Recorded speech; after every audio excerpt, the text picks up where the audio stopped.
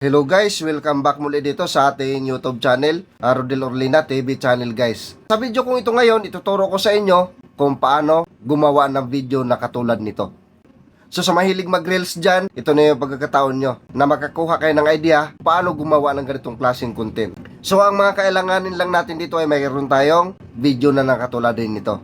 Yung nag-acting tayo na tumalon, matapos itong plain background. So kung baguhan ka ba lang din dito sa aking YouTube channel na di pa nakapag-subscribe, mag-subscribe ka na. Nasa ganoon magiging updated pa kayo sa mga susunod ko pa na upload ng video na katulad nito. So yun na guys, di na natin ito patagalin pa. Proceed na tayo pagkatapos ng aking intro.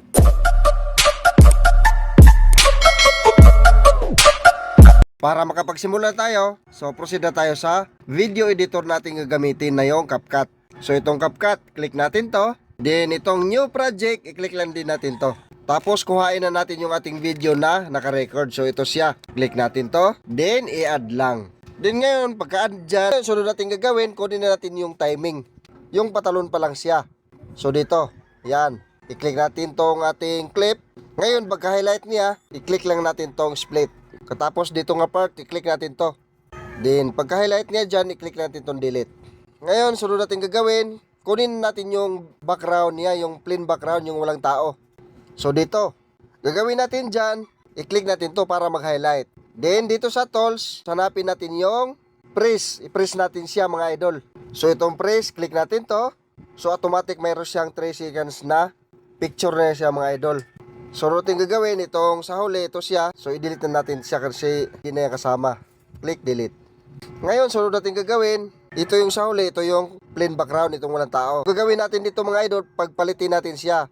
Itong plain background nito, dalhin natin to sa unahan. Para madala natin yan sa unahan mga idol, i-hold lang natin siya katulad nito. Then, yan, i-drag natin dito siya. So yan, nagpalit na siya mga idol. Nandito na sa unahan yung plain background. So ang gagawin natin dito, itong main clip natin mga idol, to siyang may tao, click natin to. Tapos, balik tayo dito sa tools. Hanapin natin yung overlay. Baba natin siya mga idol. So ito overlay, click overlay. Di ngayon, sunod natin gagawin. Pagkababa niya dyan, i-hold lang natin to siyang na-overlay natin na main clip natin. Tapos, i-drag lang natin to the left dyan. Ipantay lang natin dyan sa may plain background natin. So, napapansin nyo dito mga idol, yung ating plain background, maiksi. So, gagawin lang natin dito, i-click lang natin to siya para mag-highlight.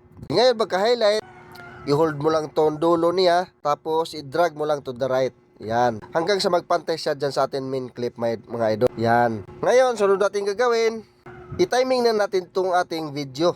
I-move lang natin siya ng konti doon sa pagtalon niya. Yan sa pag-angat niya mga idol, dyan. Gagawin natin dyan, i-click natin tong na-overlay natin na clip. Ngayon, pagka-highlight niya, balik tayo dito sa tools. Hanapin natin yung press. So, itong press, click natin to. So, automatic may 3 seconds siya dyan na picture na yan siya mga idol. So, ngayon, ang gagawin natin dyan, itong 3 seconds na picture na yan siya, i-remove background natin siya mga idol. So, balik ulit tayo dito sa tools. Hanapin natin yung remove BG o remove background. So, ito siya. Click natin to. So, sa akin mga idol, naka-auto removal ako. Kayo, kung di kayo naka-auto removal, so dito kayo sa custom removal.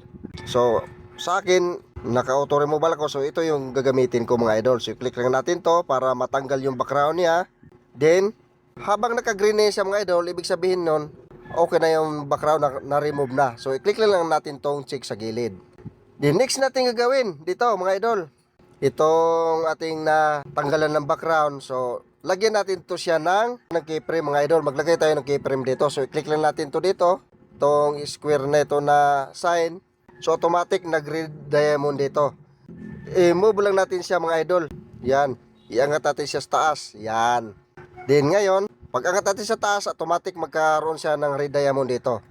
So para umikot yan siya mga idol, so gagawin lang natin dyan, i-move lang natin itong ating clip, ito sa baba, katulad nito. Yan.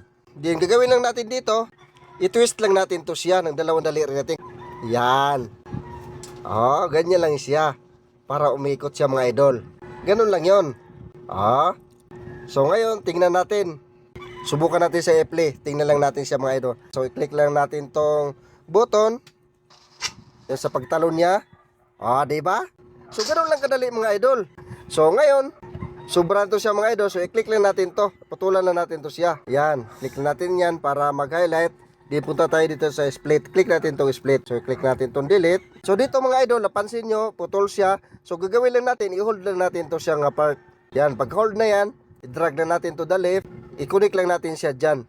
So dito sa pag-connect mga idol, kailangan kunting tiyaga lang yan kasi babalik siya. Pero kung masanay ka na, okay na yan siya. So ngayon, subukan natin siyang uli i-play. Tingnan natin yung result. Yan, click button. Yan, sa pagtalon niya. O, diba? So, ganun lang kadali mga idol. Kung paano gumawa ng ganitong klaseng content. Ngayon, gagawin lang natin dito. Linisin na natin siya mga idol. So, i-click lang natin tong clip natin sa taas. Itong plain background. Yan, pagka-highlight niya dyan, click natin tong split. Tapos, i-delete lang.